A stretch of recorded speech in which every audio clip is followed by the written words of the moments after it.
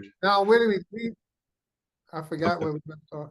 When we left off, you were talking about Prince and the fact of you had never asked for a dime from Prince. That's where we left off. Yeah, right, yeah, and a lot of people find that surprising, that I didn't take any money from him and stuff, and it was because of my mentors, Little Anthony and the Imperials. I mean, these guys, each one of these guys were my mentors. Right.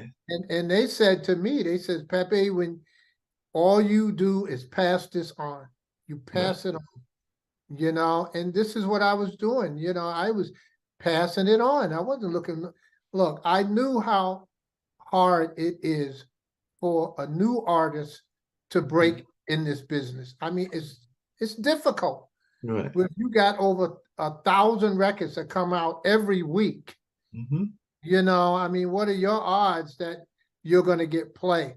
Right. You know what I mean? And all this. So I wasn't, asking anything from him. And then when Prince got robbed at Dell's Tire Mart, where he was rehearsing and auditioning band members for his band, I invited him to come to my house, And I said, no, you're going to rehearse at my house.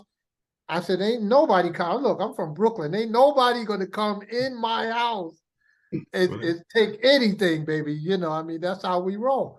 And so he practiced there for 6 months and auditioned a couple of players. And then after that, I produced his first concert, at the Capri Theater, the tickets, lighting, security, the whole bit, Wow. But Warner Brothers didn't think he was ready at that time, but, that was on them. That was on them. They didn't think he was ready, but he was definitely ready and had that long and successful career. I know that I've worked on nonprofit radio stations. My folks actually started a nonprofit radio station up in rural North Carolina back in the mid 70s that was on for about somewhere between 10 and 12 years, and all in that kind of space. It was on until the mid 80s, mid to late 80s. But I do know that a lot of people complain about the fact that there are basically 3 power brokers in the radio lands and all of that, whether it's Clear Channel, Radio One, or a number of other things. So I was just wondering what's your take on the modern music industry? Like I said, you've been in it for Clear Channel. Clear Channel is the biggest one. Right. Yeah, Clear Channel, Radio One, there's another one I can't remember, but But yeah, radio has changed. The business has changed. I remember, when I was getting a deal for my band, I would go into Manhattan and look on the directory and find out what floor RCA Records was on, or Sony, or Columbia, or Brunswick, and, you find the floor and you go to the elevator and you go up to the floor, and then you ask the receptionist to see the A&R guy and everything. And, he would come out and, and you go into his office and listen to the music and but now you can't even get in the building. Wow. You can't even get in the building now, I mean? So it totally changed, and I've seen it happen. I've seen it like totally change, like overnight. And, it's crazy. I know that we also talked about this Morris Day incident, argument that he had with Prince during Purple Rain, and the closing of the rap of Purple Rain. And after that, Morris left. I mean, he left Minneapolis. Wow. And he went to California. And then a couple of weeks later, he's calling me up and he goes, Pepe, you got to help me, man. He said, Prince is trying to destroy me. And I'm going like, what? What are you talking about? He's trying to destroy me, man, because they had the same accountant, and business people. So, and the movie was getting ready to, was in editing, was getting ready to come out. And every time media would ask for Morris Day, the Prince people would say, oh, Morris is not available. He's not available. And they couldn't get to him. So he called me up and says, man, you got to help me. So I said, okay, listen, I said, first of all, don't shake hands with nobody. Don't sign nothing. Don't you do nothing Right. until I get there, you know. So I go to LA. He lived in Santa Monica, and he was behind in his rent payment for his apartment in Santa Monica because he couldn't get no money, Right. you know. And so there was an income tax check that was due to him, federal. I believe it was $17,000 or $27,000 income tax return. And so Morris's mom had called up the accountant who was accountant for Prince and Morris, and told him, you know, look, this is a federal offense if you don't give him his money, Right. you know. And they couriered it over, and so that's how he got caught up with his rent. I was buying food, you know, and he got his Porsche out of the shop, and then we started shopping, you know, for people to represent him. So I found this attorney, David Braun, and his accountants. I found some new accountants, Renner, and now we had to find him a manager, and we went to Sandy Gallen. Sandy Gallen had managed Michael Jackson, Whoopi Goldberg, Mac Davis, Dolly Parton, you know. So Sandy started working with Morris during that time, and he sent us both on the East Coast to do interviews. We did People magazine, we did all this other stuff and everything. And so he was back, and then we went to the president of Warner Brothers and Mo Austin, you know, who just recently passed away, but he got us tickets, you know, to the premiere of the movie and everything. So that worked out, and he gave us money. We went and got clothes made and everything, 2 limos, bodyguards and everything. And, you know, and to combat Prince from trying to destroy him, you know. And then all of this, I forgot to mention, is on my book. Yeah. In my book, If You See Me, My 6-Decade Journey in Rock and Roll. And it has all those stories on there about meeting Elvis, Jimi Hendrix, how the Minneapolis Sound got started with, you know, me, Prince, Andre, and then how it spread out to Jimmy Jam and Terry Lewis, you know, because all of us had the same friends. All of us was together, you know. I was going to get to one of those people you mentioned, which is actually Elvis and everything, because I know some people are upset with Elvis because they think that Elvis kind of borrowed from our culture. And there's that whole talk of cultural appropriation and whether he borrowed and did not give correct enough credit and all in that space. But you had the pleasure of meeting the man. So when you hear those arguments, what are your thoughts? And did Elvis respect the African American performers that he worked with and all in that space? And did he acknowledge the blues music? Because I'm a big blues fan. So did he acknowledge the blues music that he got some of his lyrics and some of his even movement from? Yeah, well, look, I give props to any and every entertainer who can make it in this business. Oh, yeah. Because it's very, very difficult. Right. Very different. Now, my uncle and Elvis were like this. Okay. They were buddies. And if he didn't have anything wrong to say about him, I surely didn't, because my uncle been in this business a lot longer than me. Right. You know, and they taught me, you know, so, you know, as far as, you know, there's not only Elvis, you got the Rolling Stones. Oh, yeah. You know, you got all these other acts that copied our music, right. You know. And I remember on one show that they did, I don't know if it was the Grammys or something, where they tried to give homage to some of these Black artists that inspired them to play the music that they did, and the media shut it down. Oh, wow. You know, the media shut it down. I mean, I was going like, yeah, okay, yeah, you giving your props to the right people, you know, and it was shut down so quickly. Wow. Shut down so quickly. So, you know, when they're saying that is inbred in this culture. It's Right. definitely inbred in this culture into corporations and businesses and things like that, you know. But as far as the music industry is concerned, and that's why you have so many people going into this business, because it's the only way that they can achieve the freedom, Hmm. you know, to say and write and to Right. express themselves, you know, without, you know, wearing a suit and tie. Right. Yeah, there's a lot of that suit and tie going on.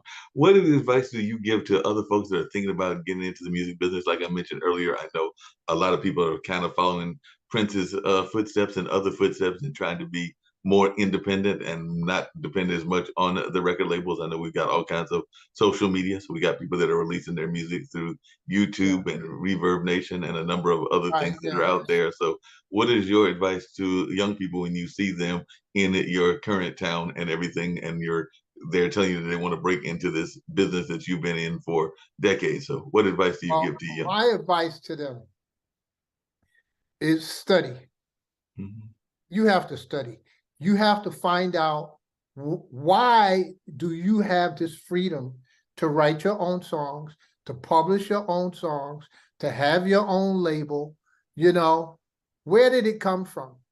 You know, it came from the backs of Mhm. other artists that were there before you, who Right. struggled, who had the green book, you Mhm. know. They couldn't go into restaurants. They couldn't go into hotels. They couldn't go into bathrooms and stuff unless it was for colored people or for white people. And that's the signs that they had up. You know, these people, and they had their music was stolen. You know, they weren't getting their royalties. They Right. weren't getting anything, you know. So you got to look at those groups, you know, like the whole Motown Review. You got to look at Little Anthony and Imperials, Gladys Knight, Patti LaBelle, Dionne Warwick. You got to look at these people who paved the way for you to be where you are right now in order to have the freedom to go out here and publish your own music, to do it Right. all. You have to, if you want to be in the game, then you better study the game, you know. And people, media is good, but you have to have a story. Right. Media don't want to hear about you. They want to hear about the people that came before you, how who inspired you, you Mhm. know. So don't talk about you. You talk about how you was inspired by Ella Fitzgerald, Sammy Davis Jr., you know, and all of these other people who paved the way for you to get here today. They struggled and they strived and they blood, sweat, and tears for us to even be here, to be in this business, you Yeah, know. that makes a lot of sense. What do you say to those people that are fans and they hear about these astronomical ticket costs? I know that Beyonce has got some real high costs and everything else, and some people are going like, that's going too far, the pricing and the tickets. But you've been in the game, and I know that there were times that you probably remember the Chitlin circuit and some of those other circuits where the costs were nowhere near that. And I know that those circuits still exist because you still got people that are out there struggling to get paid even to this day. But on the other Right. side, people that are getting paid astronomically. So I was just wondering, what are your thoughts? Well, I think that the ticket prices are way too high. And you know, some of these artists got to remember where they came from. They weren't born rich, you Mhm. know, and they got rich off the backs of the poor people who could afford their $10 tickets or whatever, or $20 tickets. But when they're getting up into the hundreds and 200s and 300s, you can't afford that. You know, Prince's first concert that I produced was, you could see Prince in the Revolution, $4.75. You know, now you could imagine seeing Prince for $4 and at the door $4.75. I mean, that was it. You know, but you know, you always have to give back. Where's the give back situation coming from here? You know what I mean? You know you're going to sell out the crowd, you know, the auditorium or wherever you performing at. So charge a decent price where people can, the people who got you there can afford it. Yeah. You know, now they're making it difficult for the people who got you there to even see you. Uh, You know, it's difficult. You know, I mean, look. I wouldn't pay it Right. to myself, you know. And I know that a lot of people who are in the hood who help make these artists, you know, they're complaining, Yeah. you know. On the flip side of that, I know a lot of, and I mentioned that I kind of alluded to it earlier.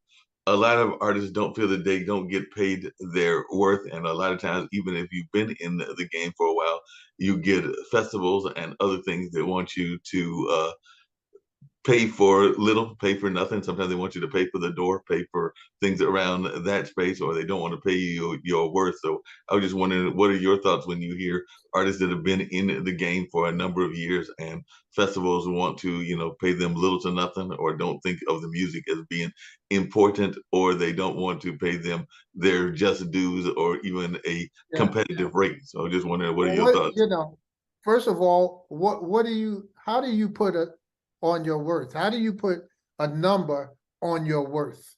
Right. You know, because it's impossible to put a number on your worth. You know, to me, I'm worth $1 billion. You're worth $1 billion or $1 trillion. You know, but that's why you hire the people that you hire to work for you so that you can get the money that you should be getting. Right. You know what I mean? But a lot of these artists, they don't want to hire a lawyer because they Mhm. don't want to pay them. Right. They don't want to hire an agent or a manager because they don't want to pay them. Mhm. You know, I've known artists who were signed with publishing, had publishing deals with Michael Jackson's publishing company and everything, and the people who actually got the deal for them, who negotiated the terms and the money and what they're supposed to get every year for writing certain amount of songs per year, and then when the next year comes up and they supposed to get double what they got on from the previous year, uh, instead of them going to the attorney going like, hey man, or woman, you know, negotiate these terms for me. Right. They don't do it because they don't want to pay them. Mm. So they go and they talk to the people directly.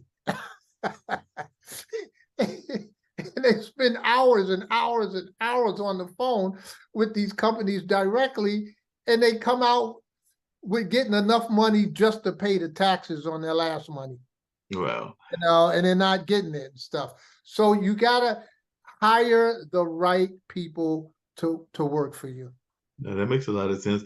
I know a lot of other people sometimes complain, and I know that it probably is very much true in cities like New York and Minneapolis, and definitely has even been true here in North Carolina and the different cities and everything. But I do know that sometimes artists will complain about that crap in the barrel mentality, where they feel that other people are trying to pull them down when they are actually rising to stardom and everything. So I just wondered if Yeah, that's something that you've had absolutely. to deal with, and how did you deal with that? Because I know a lot of times people will hear those outer critics and those inner critics, including the critics in our own heads, and it'll Right, let us stop what we're doing and stop being going for the dreams that we need to go, whether we're 70 or 20 or whatever the different ages right. Hey, and everything. So, how do you deal with that? Because I'm sure that there have been times that there have been people, even in your own neighborhoods, whether it's Minneapolis or there in New York or a number of other places. I think you've been out in California as well, that have told you that you weren't going to make it or that you would never succeed, and you've had a 60-year career. So how have you yeah, dealt right. with Yeah. critics? Well, and I'm sure that a lot of people know this. Don't ever give up on your dream. Right.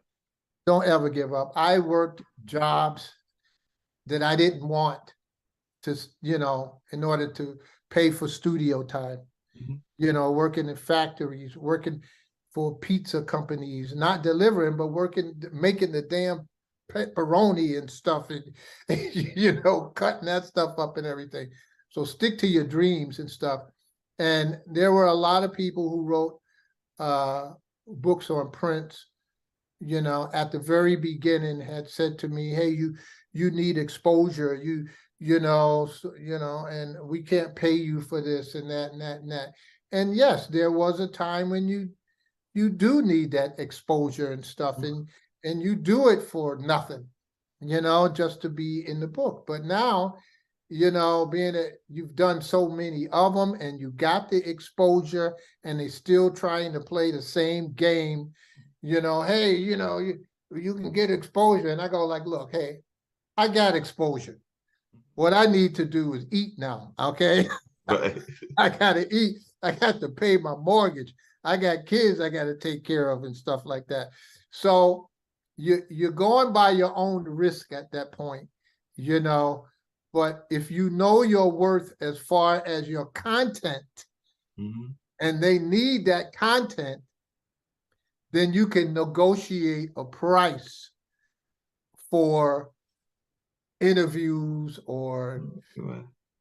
any other things that you may get, and still you still have to have the right people behind you who believe in who you are and what you're doing, and to get there. Now, people have asked me, well, did you know that Prince is going to be this humongous icon, this great star? No, I didn't. Mm-hmm. And anybody who said that I knew, I'm telling you right now, and I knew that he was going to make it, no, they did not. They just trying to get exposure. They trying to get into the game, but all I wanted for him was to have a career. Right. Because I know I was never going to see Prince working at McDonald's or Burger King or some grocery store bagging up groceries or whatever and stuff. That wasn't for him. He was a Yeah. true musician. He was a true artist. He worked all the time. And I mean, they said that James Brown was the hardest working man in show business. I beg to differ. It was Prince. Prince was the hardest work. Look, when he rehearsed at my house, and they did 12 hours a day. 12 hours a day of rehearsing. And then one evening, I went over to Prince's house. Right after 12 hours of practice, he's down in his basement practicing drums. Wow. This is after 12 hours of practice. Now, this man, he had his thing cut out for him. He knew what he wanted, and he was not going to fail by any means. He was not going to fail. And the only way that what he could do to achieve his goals was to work hard. And I put that on everyone. If you want this, you got to work hard. And that's not only in music, that's in any and everything that you do. You have to work hard. You got to go beyond, and especially you're a person of color, because they always said, I'm pretty sure your parents said to you, and my parents said to me, look, whatever that you do, you got to work twice as hard as this other guy, this white guy. You got to work twice as hard as him. Yeah, they definitely said that. But the other thing I was curious about is they also say that Prince was very much of a slave driver to his musicians. I've had the privilege of talking to a few of them that have been on Zach's show and other shows. But I was just wondering, was that something that you observed as well? Because they said that he was not a easy person to work with, because he was going to make sure that it was done to almost perfection, for lack of a better term. Well, after he received a lot of success, and these people wanted to play with him, they wanted to work with him, then you got to take the bitter with the sweet, baby. If he's the one that's signing the checks and he's the boss, and he says you got to be here, be there at a certain hour, then you better be there. You got to be there. And slave driver, that's if he's not paying him. Right. But if he's paying you, I mean, look, he wasn't even paying me, and I wasn't even looking for nothing for him. But the first time that he was in a recording studio with me, that night, he called me up, or I should say that early morning, about 4 o'clock in the morning. And this is after, he was in the studio with us for the very first time. He'd never been in the studio before. And he calls me up at 4 o'clock in the morning after me and the bass player was talking about how good he was, playing guitar for us. he calls me up and I go like, yo, what's up? He goes like, Pepe, I got to go back in the studio. I said, what are you talking about? I said, me and Wendell was just talking about how good you were. He was going like, no, man, I got to go back in. I got to correct something. I said, Wow. what's there to correct, man? I don't hear it. I didn't hear it. He said, believe me, man, I got to go back in. I called the studio that morning. I said, let Prince in the studio, let him do what he had to do. I was going golfing, you know. So the second time that he was in the studio ever, he went in by himself, Oh wow. you know, to clean up on some stuff that he thought wasn't good enough, you know. So why are you going to complain? You're in this business, you're traveling around the world, you're working with one of the #1 icons in the business. The best thing for you to do is do your job, and then maybe later on you can get a spin-off. Right. You know, hey, I played with Prince for 15 years. I played with Prince for 8 years or 12 years and stuff. And maybe you can get it with another band, or you can create your own band and stuff. You got to, you know, what is your dream? I know artists now who I recorded with me, and they haven't even been in the studio in years. Oh They're wow. just they're just musicians, Hmm. you know, playing for other people. Well, You that's the know, the one thing. drummer that we had, Dale Alexander, he was the youngest one of the whole band in 94 East. He was 16 years old playing drums, man. Like you know, I mean, this guy was playing drums like he was playing 20 years. Wow. And then he later on went on with Robbie Krieger and the Doors, you know. And then my keyboard player, Pierre, he was 17. He's now MD for the Commodores. Okay. You know, I mean, you know, but they're musicians, you know. Me, I'm a musician, but I'm a producer and I'm a songwriter, Right. you know. I mean, I love that. I love expressing myself, and I consult other artists now in the business about their content, you know. When you do interviews, you know, don't focus on you, focus on somebody that inspired you, you know, uh, all of these things, your songwriting and all of that, you know. And I try to help them, not to make enemies, you Yeah. know.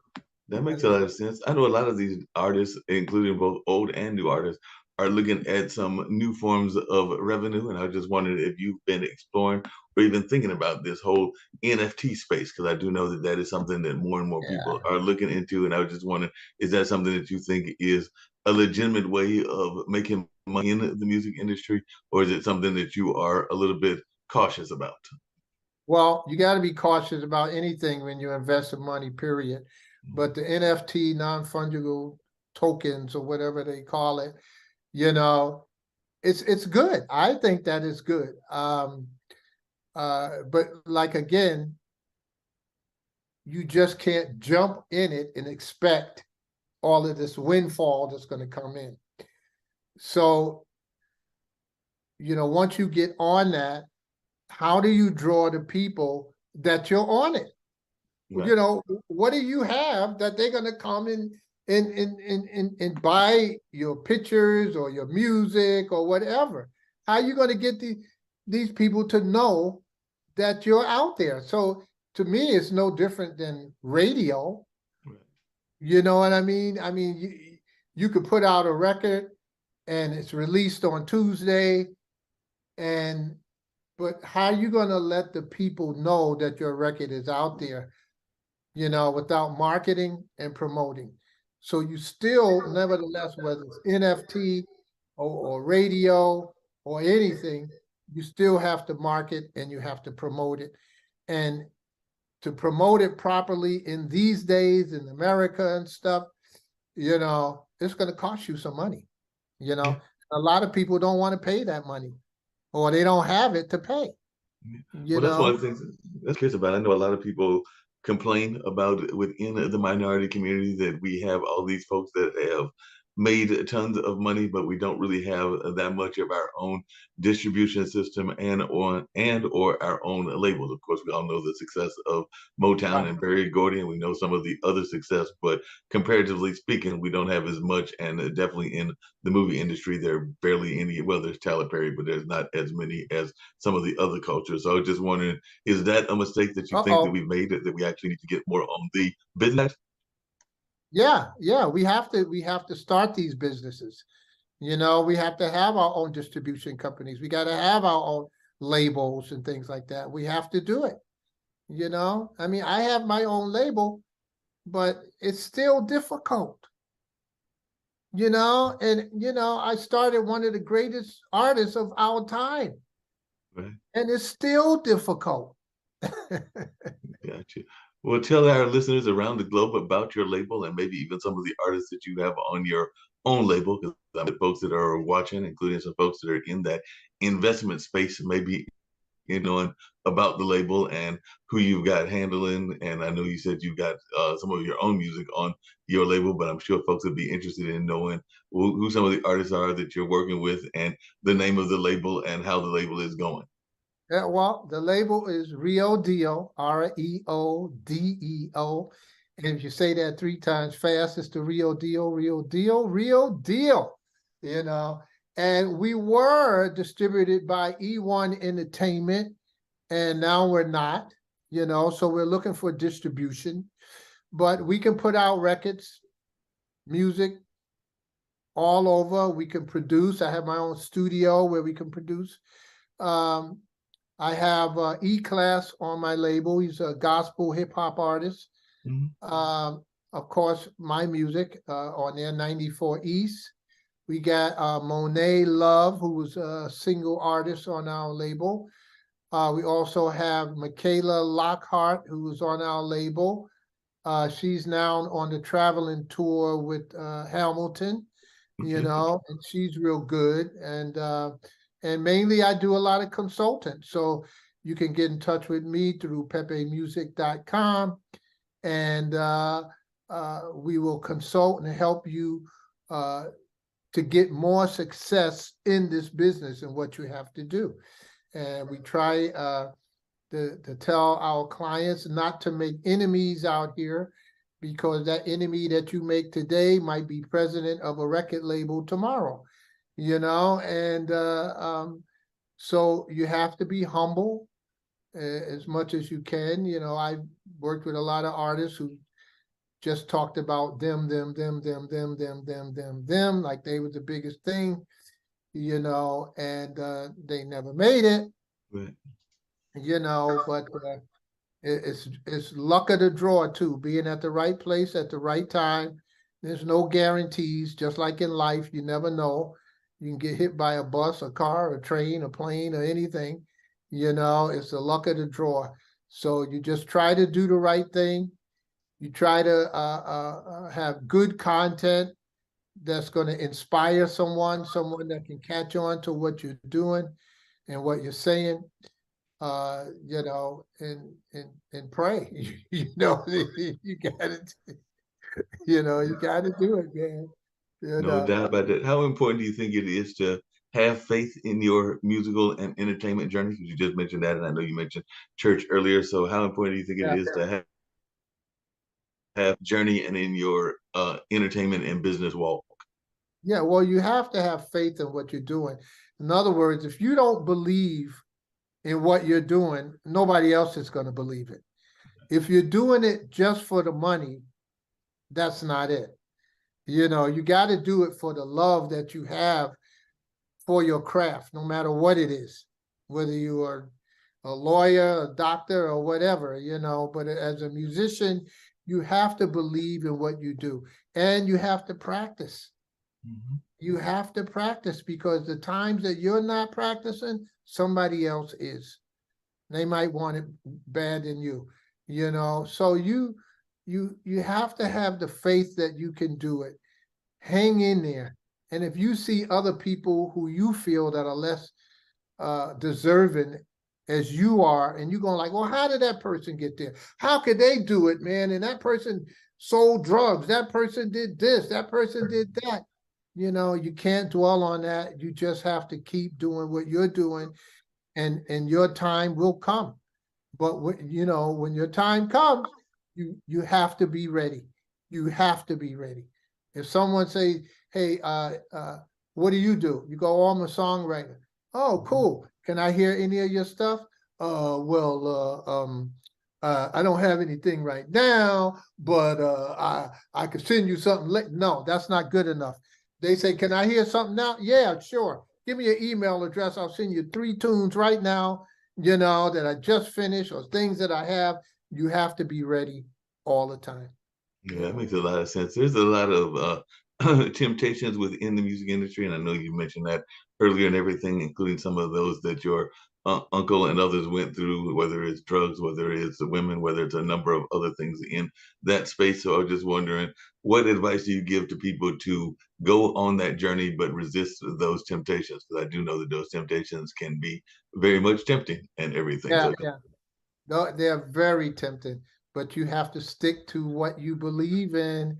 And if you're walking in one direction and you on that straight line in that direction, but over here on the side over here, there's this pretty girl, man, and she's looking at you. Or there's some drug addict over there holding up some candy for you. You know, if you move over here on this side, you're losing your direction. right. So you got to stay the path, man. You got to walk the walk. You have to keep going. You can't be tempted. You have to be strong. And a lot of these people are not strong anymore. You look at what's happening in Hollywood. They, they're weak. How many marriages last? How many people who are dating this person over here, and then a year later they cheated on this person, and now they date this person over here? So how could this person feel free with this person after they cheated with this person? Now, well, they're going to have in the back of their mind, well, they might cheat with me. If you cheated on this one, then you might cheat with me and stuff. So, where's the trust? Right. Where's the honor?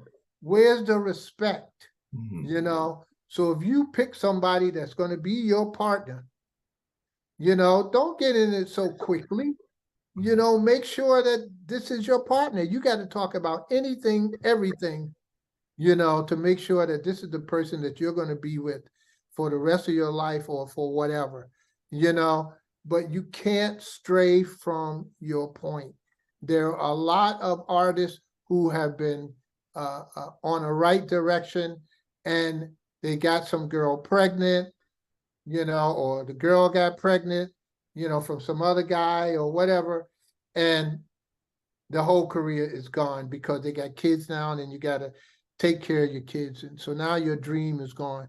So you have to protect yourself the best way that you can. You get into this business for the love of the work, the love of the art, not the money, not the girls, not the fame. Right. All of that is a side effect. That's a side effect that if you can get paid for what you're doing, Right. more power to you, brother. You know what I mean? But if you're doing it just for the love of the music and stuff and the love of what you're doing, and you get paid, it's a good side effect. No, that makes a lot of sense. Getting ready to wind down very shortly and everything. But what are some of the we alluded to some of them, but other than the ones that we've mentioned, what are some of the other advice that you would give to folks that are thinking about going into the entertainment business, other than those things that you have already mentioned and all in that space? Because definitely I know a lot of folks are interested in being everything from a producer to concert promoters, and we know that that Yeah, can be an interesting story because I know a good friend of mine, and you'll love this. It's a good buddy of mine that used to be the rental coordinator at our Carolina theater here in Durham. He's one of my best friends, but he used to tell me that everybody's a promoter until it's time to cut the check, because that means everybody got a great idea. But then when it's time for him to come and tell them how much it costs, then a lot of them fall by the wayside because they don't have the right. money and or the resources to make it happen. So they might have a beautiful dream, but they also got to have the resources in order to make it happen. Well, you first of all, you got to make sure that this is what you want to do. Right. You got to make sure that this is exactly what you want to do, and you have to stay the course, man. Mhm. You got to stay the course. You got to keep at it, and you have to treat people with respect. Right. I've seen a lot of producers go into studios and they telling the engineer, "Hey, I'm the producer. Do this, do that, and blah, blah, blah, blah, blah, blah." To get the best work out of an engineer who's working in a recording studio, because that person is there every day. Mhm. That person knows that room better than you. So you go in there and you go like, okay, this room, set everything up. When everything is done, just let me know.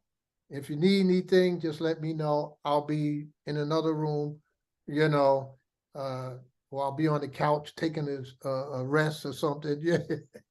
I, I learned how to produce from Tony Sylvester. Tony Sylvester was one of the members and producers of The Main Ingredient. Mhm. He was one of the other person that taught me how to produce. You let the people do what they got to do. And I would go see him. He'd be on the couch in the lobby, just taking it easy. And then when everything is ready, then he'll come in. Then he'll go, okay, let's do the rhythm section, you know? And the rhythm section is recorded and stuff. And he goes like, okay, give me a little rough mix on it and I'll be back. And let them do their job. Let people do what they're supposed to be doing. Don't try to do their work. Right. Let them do what they got to do, and then you do what you have to do. So you have to learn how to, a producer is like a psychiatrist. Mhm. You got to learn how to get along with people so that you can get the best out of them, Right. so that you can get the best work that you're producing. Now that makes a lot of sense, but whether it's producers or whether it's other businesses, you got a lot of folks that like to micromanage. It doesn't sound like that gentleman you were talking about was going to micromanage, but it does sound like you got a lot of folks that don't want to give people the ability to do their work and to do the Yeah, ability that they have. They want to do the work for the person and that whole kind yeah, of system. And I've seen that in the music industry. I've seen that in the definitely in the media industry and a number of other industries. But the best work to me, and I don't know whether you would agree with me, Pepe, is those that allow people to bring their A game to the table and everything. And then if they are not bringing their A game, then you can work on correcting it and all in that space. But you don't sit there trying to do their job, your job, and everybody else's job at the same time. yeah. Well, you can't have that. You can't. You got to see the person who's supposed to be doing that, and that's their expertise. That's what they do. Right. You know, you do what you do. You do what you're best at. Why are you going to try to do this person's job? And and this person's been doing this job. This person knows this job. Right. You know of it, but this Right. person knows it. Right. You know. Exactly. Now there's a way that you can communicate of what you are looking for or what you need, Right. and see if this person can do this. I mean, and like I said earlier, you have to get out of that person what you need Mm-hmm. to have a good product. The Yeah. bottom line is a good product. Yeah. Yeah. That's And you're very not much. going to get it through yelling and screaming or trying to prove that you're the boss, you're the head honcho, you're this, you're that. You're not going to get it that way. The only way you're going to get it is allow everyone else to do what their expertise is, Right. or even give them a chance. I've been in studios where an engineer would say, "Hey, I got an idea." I've seen producers go like, "No, my idea is better. I'm gonna, you Mm-hmm. know." Me, I go, "Well, what's your idea? Let me see what you got." Yeah. You know, and if it works, fine. If it doesn't work, it's still fine Right. because you're getting that person to create something of what you're trying to create. Right. He's Yeah. coming up with, he or she is coming up with ideas, Yeah. and it's always good. to get a fresh idea from somebody, Oh you yeah, know?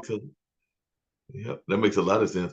I know that I had the privilege, and you had actually mentioned earlier about Prince and everything. And one of I mentioned the Carolina Theater, and she's actually working in another job. But there was a young lady who moved down here to Durham because of her husband's job at Duke. But she remembers literally living right next to Prince. So that is Noelle James. I think that is her name, even from her maiden name and everything, because I think she kept that, if I remember correctly, and everything. But she literally does remember that experience. And like you said, a lot of folks, even in that neighborhood, I don't think that they knew how great Prince was going to be, because she literally grew up and is of the same age that Prince would be if he was living now, because they literally grew up together and everything. I want to say she said she was either 2 or 3 doors down from him, and I'm trying to get her to come on to one of these shows to share her stories. And I know that Zach has got a good friend who I think actually played with Prince by the name of Vanessa Barlow or something like that, but she had actually worked in that camp as well. So definitely, a lot of those folks are definitely remembering. Like you said, if somebody told him he was going to be the icon that he became,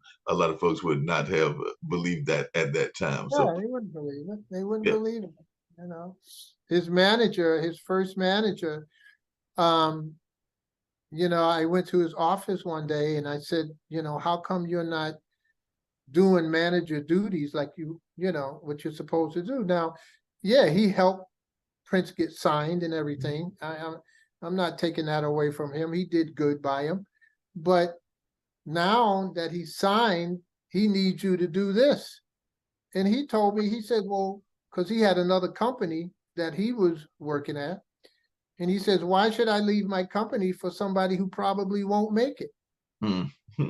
You know, I was in shock when he said that to me. And I said, okay. I said, you're out. And he goes, Pepe, you manage him. And I said, look, I'm not a manager. I said, but I'm not going to let Prince get screwed out here. I said, Right. I didn't use screwed, but, I said, I'm not going to let him get messed up. I went back to Prince's house and I said, he's out. I said, your manager's out. He says, okay. Hmm. He didn't say why. He Right. didn't say, what did he say? He just said, okay, you Mhm. know. And then I went and I got Prince another manager after I managed him for 3 months. Don Taylor, who managed Diana Ross, Marvin Gaye, and Bob Marley and the Wailers, Wow. you know. And I've met him through the years, because he used to manage Little Anthony and the Imperials, Oh, wow. and that's why you don't make enemies, Right. because you can always go. And I didn't like all the stuff that Don was doing with the Imperials and stuff, but I didn't make him my enemy, you know.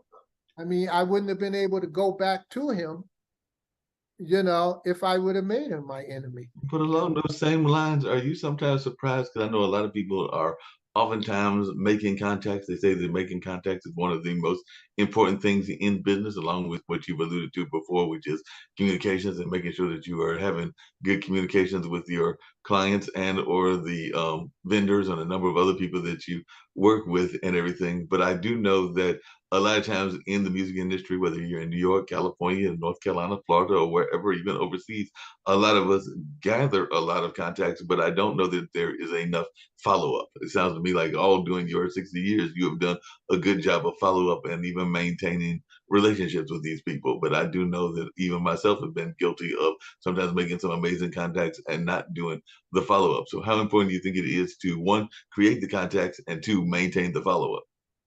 Yeah, well, if you make contact, and this is my theory and stuff of, I don't know it all, but all I can do is say the experience that I go through.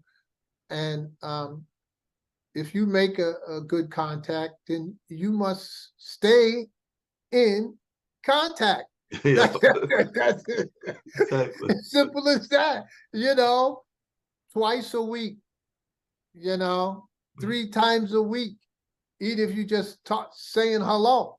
Hey, right, I'm just saying hello, keeping in touch. How's everything going? How's the family? Everybody's fine. Not looking for anything, don't need anything, just staying in touch, talk to you soon. yeah. Because if you stay in the frame of mind of these contacts that could help you, one day, you never know. You never know what's going to happen. One day, they can be doing a huge project And just because you stayed in contact with that person, they might go, I got a call the other day from this friend of mine who was just saying hello. I think he'll be great for the part. Right. Or great for the job. Mm-hmm. Out of sight, out of mind. No, that's You very know? much the case. Well, like I said, this has been an enjoyable and totally wonderful conversation. I'm definitely gonna have to get you to come back on and everything. But one of the things that we do on all our shows is allow folks to tell how they can be reached, how they can be gotten in contact with, and all of that, and definitely any new projects that they've got. And you definitely mentioned that book, and you shared a couple of the stories from the book and all in that way. So if you'll share the book and definitely how folks can get into contact with you and any new projects that you've got. And then one thing that we do, Pod TV, which was founded by Nick Palveda and Camp Calhoun, is a global network. So any message of positivity and hope that you want to give to the world, because we don't know if the world has been going through a lot, whether it's been the pandemic, whether it's been the war in Ukraine, whether it was 9/11 way back there almost more than 20 years ago now, and everything. But we know that this has been a very perilous times that we've been facing over the last decade or so. So any message of positivity and hope that you can give, that is almost like a personal mission of mine, that I try to get all my guests to give some message of positivity and hope. So if you can tell folks, one, how they can reach you or get in contact with you about the book and any other projects you've got, and a message of positivity and hope. All right. Yeah. Well, first of all, Mark, I'd like to thank you, and I appreciate the invite. Yes. You asked some most interesting and appreciated questions. I love them, man. It's more than just the average person asking me, or average interviewer asking me these questions. I love your questions. You got a lot of insight, and I respect you for that, and I thank you for the invite.